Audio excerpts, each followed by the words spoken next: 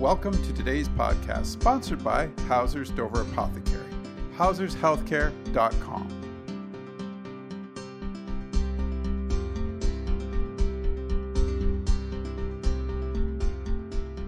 It's the December show with Barb from Healthy, Well, and Wise. Barb, fed up holiday indulgence with mindful intent. I'm going to stop you right there. Don't interfere with my Christmas dinner, okay? If I want to have an extra plate of turkey, I'm damn well going to do it, okay? Mashed potatoes, gravy. Once a year, I let this go, and then I feel like crap for 3 days. But that's my problem, okay? I just want to get that off my chest before you tell me, no, Dave, don't. I would never tell you no about that, Dave, because it is as the Cookie Monster says, it's a sometimes treat. It's not an everyday event. And I think that's the big thing with the holidays is people should be able to enjoy those events. But when the symptomology that comes along with it is impacting you on for the entire month or for longer, it's not just about, oh, my pants are a little tighter or, that type of thing. But for other people, it's a bigger deal than that. The festivities, due to the types of health challenges they may be experiencing on the everyday, it can be a very, very difficult time for them to navigate safely. There's a lot of misunderstanding about allergies and sensitivities and food intolerances, the severity of the response and all of that in the body. So when people do go out and their host has lovingly prepared something and disclosed what their ingredients are, sometimes that's not enough for people because it can be just micro specks of something that is still going to cause symptoms in them. So, Yep. Some of the strategies that people can be using for the holidays is, and we talked about this before, is having a dish that you bring yourself. That's something that is a safe food if you have some of these particular health challenges or restrictions, right? Because even cultural and traditional and religious belief systems and things are all taken into consideration because we are such a multicultural society. It's not uncommon for there to be many different celebrations and dishes and things like that. So knowing what you're in for ahead of time and being prepared, if you do have any specific food restrictions, it really is good to be prepared ahead of time. And some people will eat a little bit before they go, or stick to the more simple things. You shouldn't have to go and just eat vegetables when there's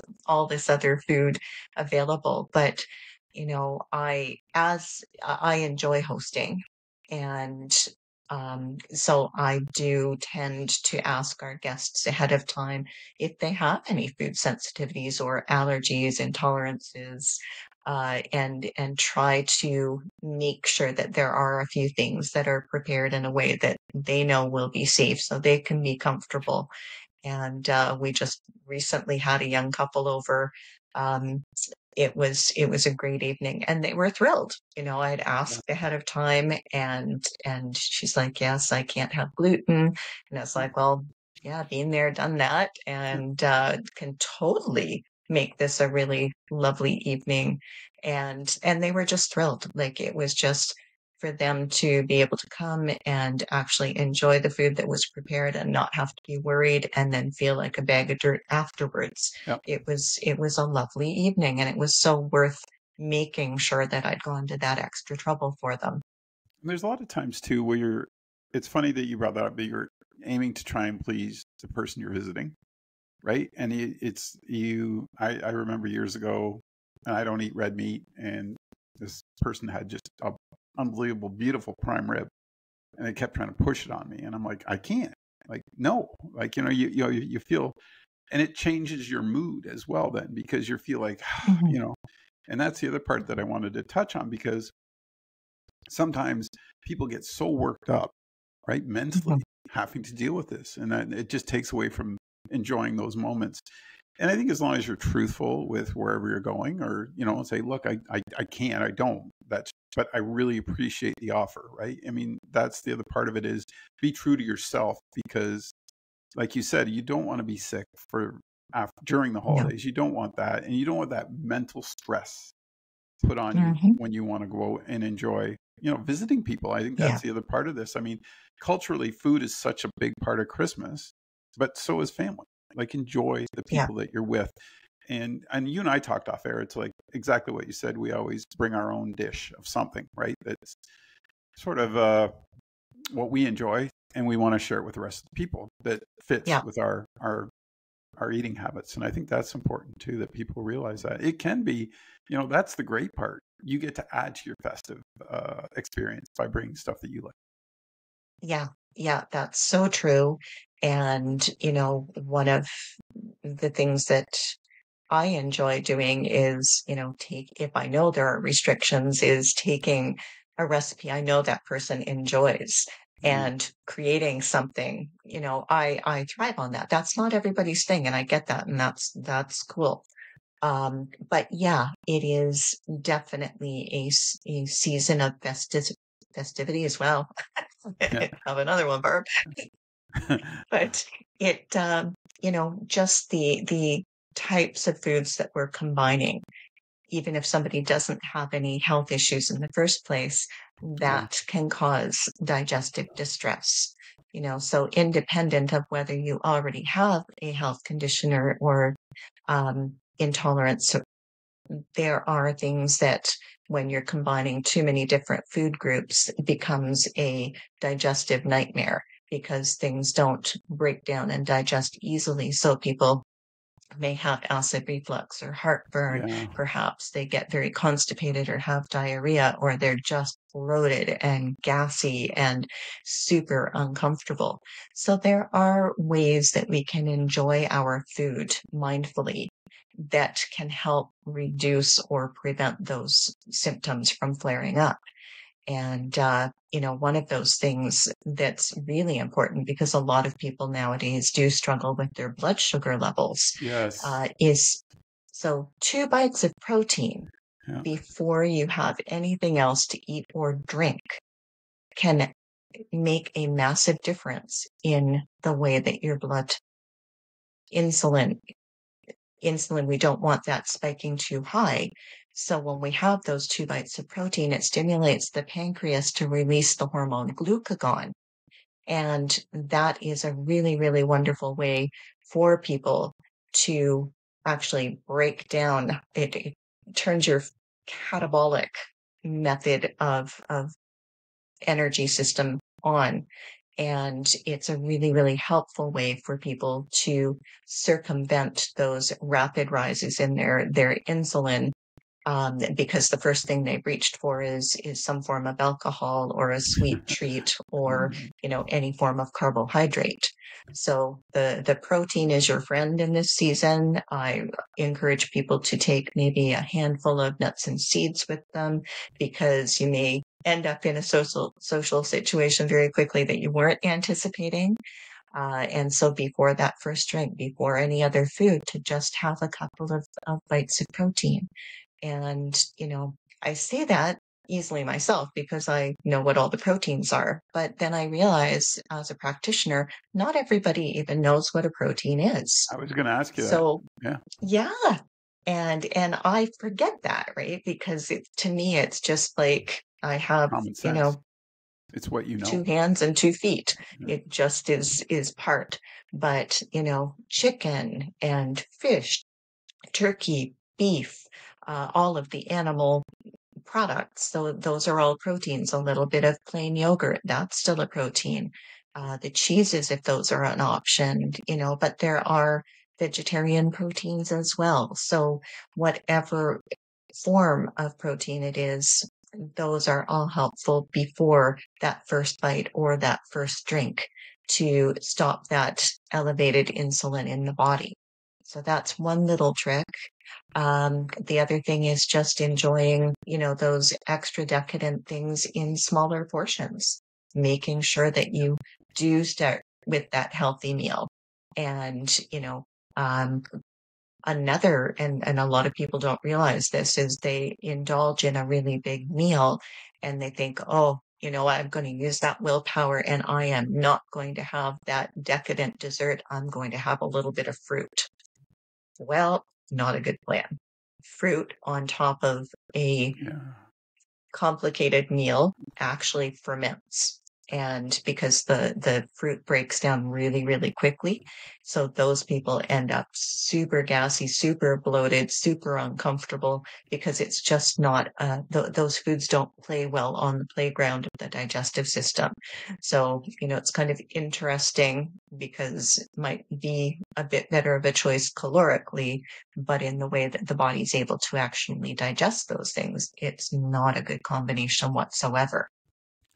And I think too that like we're, with the holiday festive meals, the dinner we're talking about, but I mean also the breakfast, like be aware for the whole day, because that's, Yeah. our tradition here Mm-hmm. is a big breakfast and then followed by the big afternoon dinner, right? And I think you kind of, you figure it out over the years, and then there's lots of snacks in between. So you're kind of just constantly eating the whole day away, right? By the Yeah. time you get to Yeah. dessert, like you said, you're like, oh, I'm going to have it no matter what, but I'm just full, right? But I mean, and I Yeah. think just those smaller portions, what you brought up. The other thing I want to throw in there, and I think you'd agree, was proper rest. Like a lot of people go hard all holidays, right? But they don't get enough rest Mm-hmm. to actually enjoy the holidays because they're wore out constantly. Like you remember Yeah. when the kids were little, you were just going from house to house to house, Oh my gosh, and your yes. body was just shutting. By the time the holidays ended, you were exhausted, right? And then Mm-hmm. you know. So I remind folks too of that. Just to make sure you take a little time for yourself, sit, read the hub, Yep. read a book, do whatever you want to do, but make sure you do get that little bit Perfect. of calming everything, right? Just Yep. calming everything over the Yep. holidays. It's balance and moderation, right? Yep. And not skipping your physical exercise and activity routines, making sure you're getting fresh air. Um, it's we need our sleep. We need the things that help break that cycle of overstimulation. Yeah. You're right that that day after Christmas, I remember as kids that we were beasts. I remember my kids were beasts because, it was like there was all family stuff on Christmas Eve, and then Christmas Day, you're going 3 to 4 different places to fit in all of the family, and then the big and it's just being gifts and food and all of this. And then the next day, it's just this big crash. Yeah. And everybody, had a tendency to be just flat out and miserable. So, Yeah. no, Wore out. it's definitely something we want to pace ourselves with and be mindful, yeah, enjoy the holiday season for sure, but make plans for 5 or 6 days a week to stay on track as best you can. And then allow that one day or that one meal, even better, where you let the wheels fall off a little bit.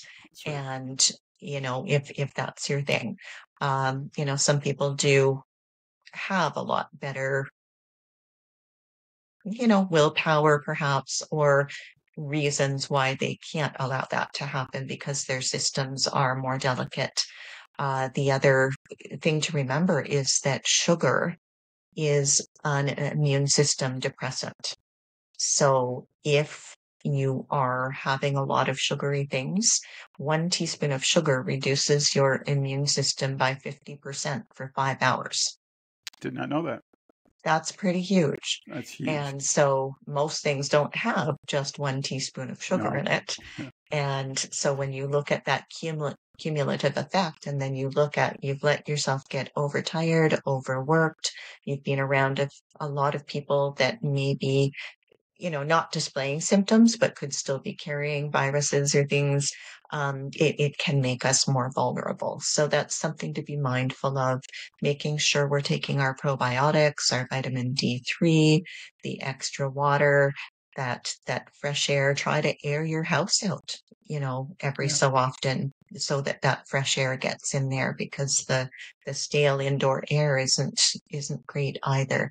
So a lot of things that we can do, a lot of things that can help keep the joy within the season, without people paying the price too much on the other end. Got to give you a chance to season's greetings if you want for all the clients and all the folks that watch the videos. so far away. Yes, and so happy holidays, Merry Christmas. I do wish you all a very happy, healthy holiday season. I know there are a lot of people that I know personally that are missing loved ones, and that is another thing that we really, really need to hold space. That this season can also be very, very difficult for a lot of people. So please trying to remember your friends, your neighbors, your family members that may be grieving somebody that is no longer with them. So yeah, it's a season of loving and giving, and just trying to remember we're part of a bigger community and to reach out to help where you can if you have bounty. Happy holidays, Barb. You too. Thank you for watching today. Our podcast was brought to you by Hauser's Dover Apothecary, hauserhealthcare.com.